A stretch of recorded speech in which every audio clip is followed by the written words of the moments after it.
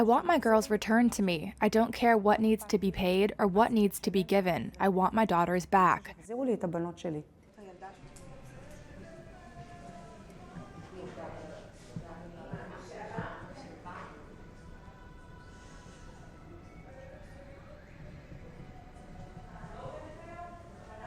רוצה שאנחנו נזמין לך את המונית עכשיו? יש לי המון תקווה, יש לי אמונה. I have a lot of hope. I have faith. I demand my government, the army, to bring my girls back with all the hostages, the soldiers. שיחזירו לי את הבנות שלי ואת כל החטופים, את החיילים. I demand the world do it already, not sit in offices and talk and hold news conferences. במשרדים וידברו ויעשו To bring them back now. Now. עכשיו.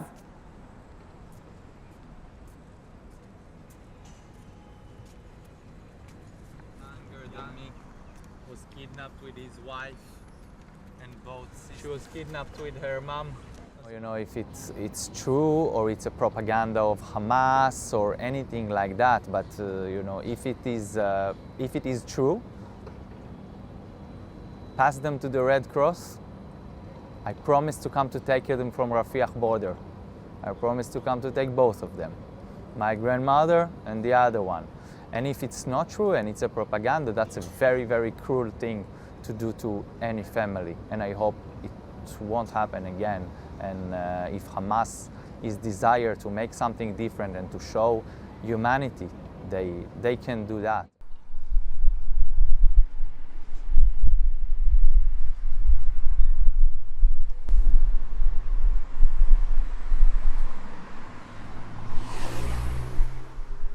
My aunt and uncle, who are 78 years old, were kidnapped on that terrible Saturday, the 7th of October in the morning.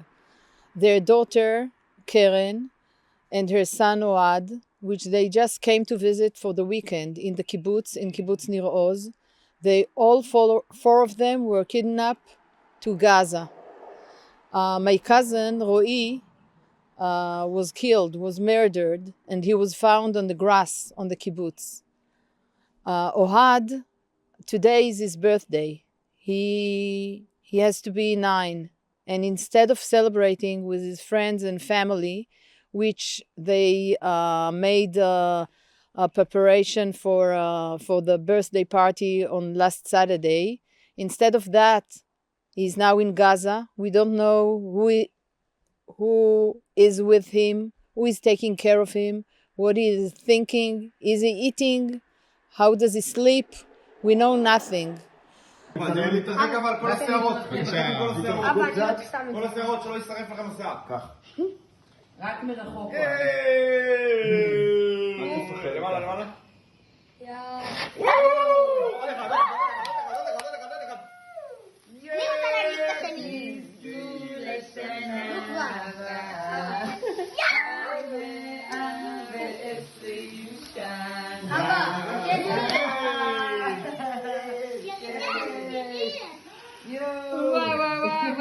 שני החוגגים.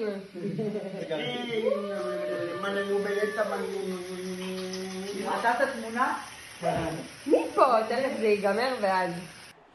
We started a campaign a day ago that for celebrating with Ohad, everyone who can should hang a balloon wherever he wants, on the car, on the houses, in the offices. The color is not that important, but Ohad liked, the team that Ohad liked in Israel, their color is red, it's Hapoel Be'er Sheva, and his cousin who murdered, his team was Liverpool, so it's also red. So that's why I'm holding a red balloon. I really hope Ohad is with his mother and with his grandparents. His mother is a teacher, and I hope she's now with all the kids and she's taking care of them and making them activities, sport activities. She's a very talented teacher. And these are my dreams, my optimist dreams, that's what they're doing.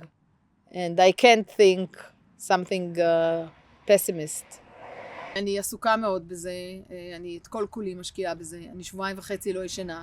I think there's a lot of factors going into why there's no exit out. We're glad that stuff's going in, as Karine briefed y'all, but we still want to see safe passage out, and particularly for the several hundred American citizens that we know are in Gaza and want to leave. And Ambassador Satterfield is on the ground working this very, very hard. But there's a number of factors, and I think security, certainly Egyptian officials have spoken to this. I mean, there's you know, they've got legitimate security concerns, and again, we just need to work through that.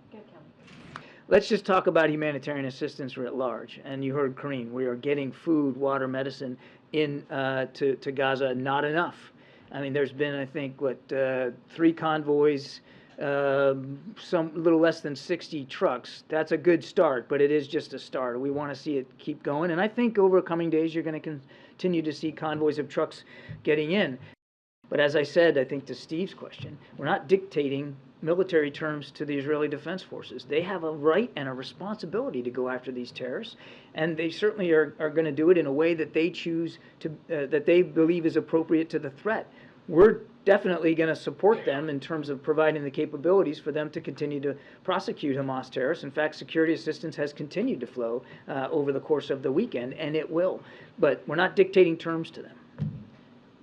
We have seen no indications as of today that any of the trucks that Karine talked about, any of the material in those trucks, have been diverted to Hamas or been absconded by Hamas. That, in fact, every indication that we have is that it has, in fact, gone to the Palestinian people who are in desperate need for it. I would remind folks that we have trusted partners on the ground, humanitarian aid organizations, and of course the UN Relief Agency is on the ground, and they very much are taking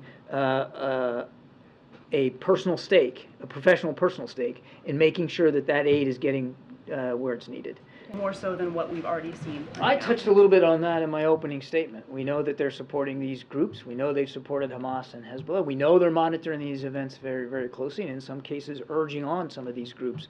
And that's why I made it clear the President does not want to see this conflict widen. We have added additional military capability into the region to deter any such action, and we will act appropriately to protect and defend our national security interests in the region. You saw that just last week when a guided missile destroyer shot down missiles and drones that were potentially on their way into Israel. We take those responsibilities seriously, and anybody else in the region ought to be paying attention to that. We still believe that those talks are important. We still want to pursue normalization. We understand that both in Israel and, of course, in Riyadh, there's a different focus right now. We get that. But we still believe there's great value in pursuing normalization, and we have every intention of keeping that going.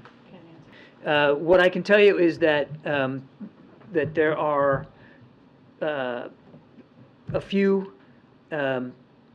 relevant military officers with experience, the kinds of experience that we believe is appropriate to the sorts of operations that Israel is conducting and may conduct in the future, to go over there to share some perspectives from their own experience and to ask the hard questions, the same hard questions that we've been asking of our Israeli counterparts since the beginning. From the very beginning, early hours of this conflict, we made clear